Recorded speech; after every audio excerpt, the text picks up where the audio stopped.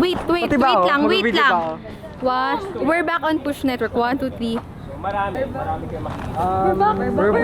We're back to Push Network and we are currently interviewing Sir Rizal when he was still a student in Ateneo. Yes. Ang ginawa namin as actors, 2 months. What do you expect from doing these kinds of plays? Well, for me, it's a privilege, of course, para ma-encourage yung mga students, para malaman nila yung early age ni Pipito, ni Young Jose Rizal, and at the same time, makita nila na during that time, ay nakita nila kung paano nagpursige si Dr. Jose Rizal at bakit siya ngayon kinakilala bilang pambasang bayani. Para rin malaman din ng mga students right now na hindi lang dati pwedeng mangyari. Pwede rin mangyari ngayon, pwedeng mangyari in the future.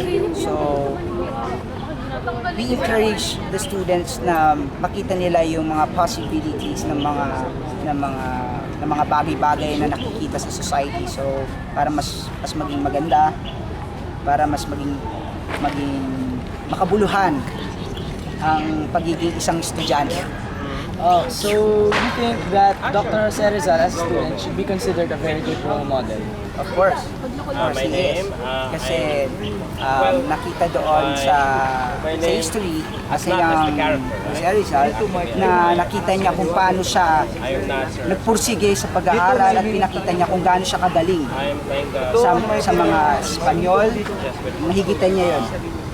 Kaya pwede siya maging role model talaga for students like you.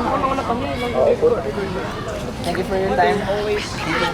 We'll be back for more when we return.